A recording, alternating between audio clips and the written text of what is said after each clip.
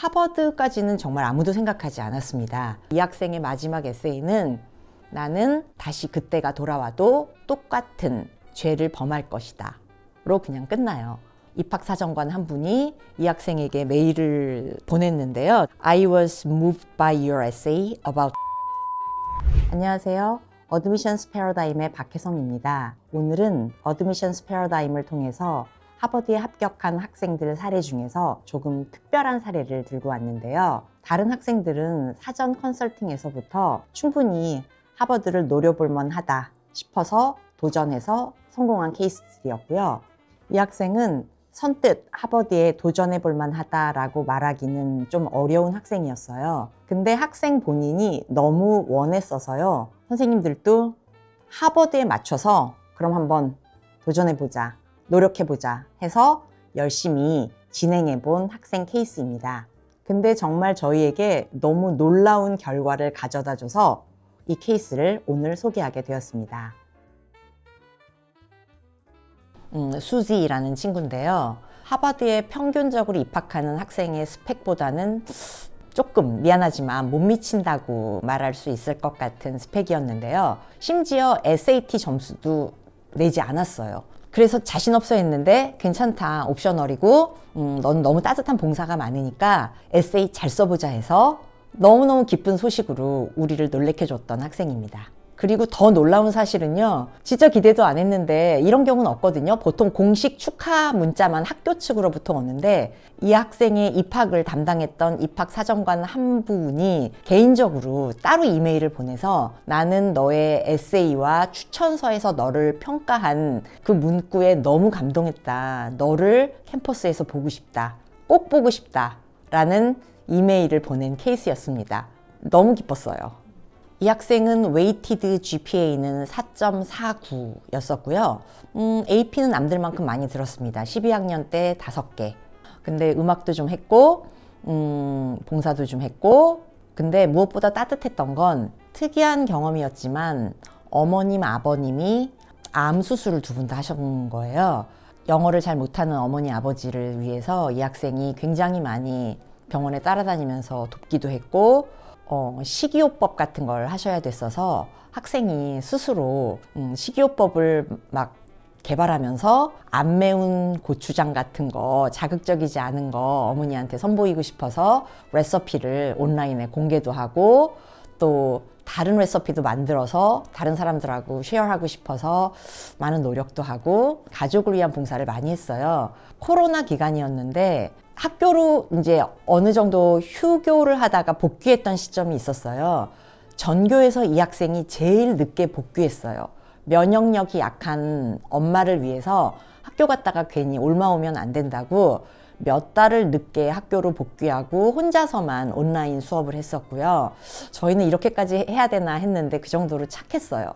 그리고 학교에서 졸업생들 수학여행을 갔었는데요. 전교에서 얘만 안 갔다는 거예요. 똑같은 이유로 갔다가 괜히 뭐라도 옮아오면 엄마한테 안 좋을까봐 그 가고 싶어 했던 수학여행도 안 가더라고요. 그리고 무엇보다도 이 학생의 커먼 앱을 나중에 공개할 일이 있었으면 좋겠는데요. 코로나 기간에 어떤 봉사를 자기가 했는지 따뜻한 마음만 녹여내서 커먼 앱을 썼었습니다. 그리고 여학교를 다녔었는데요. 그런 친구가 있었어요. 여자로 입학을 했는데 중간에 자기는 남자라고 커밍아웃을 한 거예요. 근데 이 학교는 교복이 다 치마 교복밖에 없었대요. 근데 입학은 여학생으로 했기 때문에 치마 교복을 입었지만 어느 시점부터는 치마가 너무 불편했던 거죠. 그 학생을 위해서 학교를 되게 많이 설득해가지고 바지 교복도 입자. 꼭 트랜스젠더의 문제가 아니라 뭐 여자도 다 청바지 입고 다니는데 왜 우리 학교는 치마 교복밖에 없냐. 그리고 무엇보다도 이런 학생들이 자기 트랜스젠더 친구가 너무 불편해한다. 이래서야 되겠느냐 해서 학교로부터 허락도 받고 그럼 네가 한번 진행해봐라. 이런 또 어떻게 보면 응원도 해주시고 해서 정말 학교 치마하고 똑같은 천을 찾아서 재단도 친구랑 같이 하고 그래서 바지교복을 탄생시킨 그런 무브먼트도 했었어요. 근데 이런 진짜 positive character attributes가 하버드에서 좀 눈에 띄게 받아들여지지 않았을까 싶어요. 이 학생의 에세이가 진짜 기억나는데요. 왜 그러냐면 정말 한 50번 고쳤을 거예요. 처음에는 자기 제1 바이올린 하면서 제2 바이올린하고 싸움을 어떤 식으로 중재했는지 그렇게 와닿지 않았고, 그 다음에 엄마의 그 치료를 도우면서 엄마와의 다툼을 어떤 식으로 따뜻하게 승화했는지 그것도 그렇게 와닿지 않았고 하다가 병원 봉사는 잘 되고 있니? 어떠니? 얘기를 듣는데 너무 이거다 싶은 거예요. 너가 이런 면이 있었어? 너무 좋다 싶은 내용이 있었는데 이 학생의 에세이는 나는 법을 어겼다 라고 시작해요. 근데 내용이 뭐냐면 코로나 때여가지고요. 병원 봉사를 신청을 했는데 가서 방호복만 입고 할 수 있는 게 없더래요. 맨날 가서 2시간 서 있다 오고. 근데 그때도 시술이나 수술은 이루어졌었대요. 근데 코로나니까 사회적 거리두기 때문에 항상 6feet 뒤에서 그냥 보기만 했는데 너무너무 막 조바심 내는 부모님들, 차일드 하스피털이었다나 그랬었어요. 그래서 아이들이 시술할 때 부모님들이 막 떨고 있어서 사회적 거리두기가 너무너무 심하게 이루어지는 그런 상황이었는데도 불구하고 가까이 가서 손을 잡아드릴까요? 이렇게 물어봤을 때 거절하는 부모가 아무도 없더라는 거예요.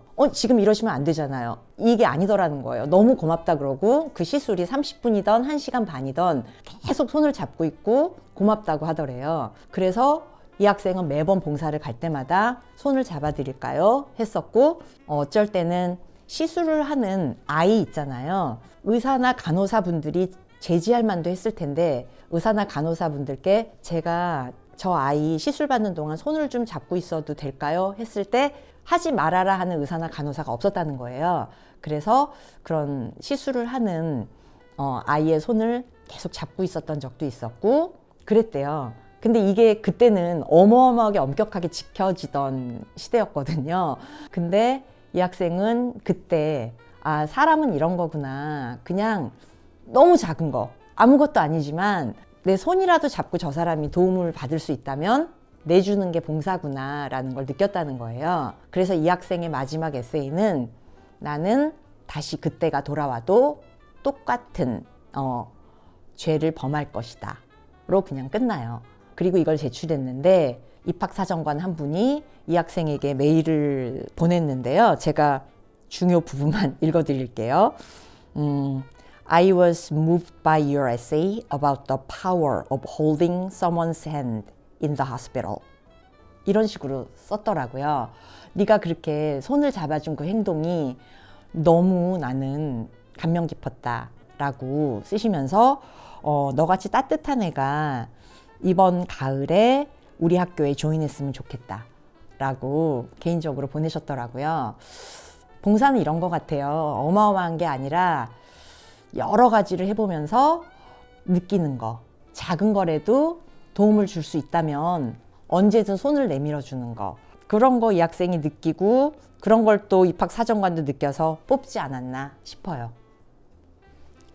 근데 이 입학사정관의 글에서 보면 정확하게 이렇게 쓰고 있어요. Your empathetic and thoughtful demeanor came through in your application and in your letters of recommendation as well. 그러니까 너의 그런 다른 사람한테 감정을 이입할 수 있고 사려 깊은 행동이 너의 애플리케이션과 레커멘데이션에 나타나서 너무 좋았다는 식으로 말을 하고 있거든요. 이게 그들이 찾는 따뜻한 인재가 아닐까 싶어요. 그것을 어드미션스 패러다임이 같이 할 수 있어서 너무 좋았다고 이 자리를 빌어서 우리 수지한테도 한 번 더 말하고 싶네요.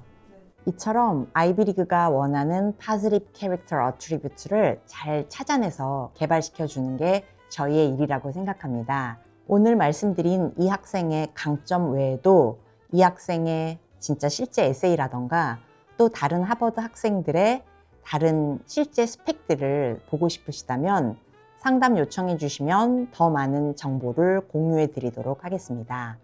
이상 어드미션스 패러다임의 박혜성이었습니다.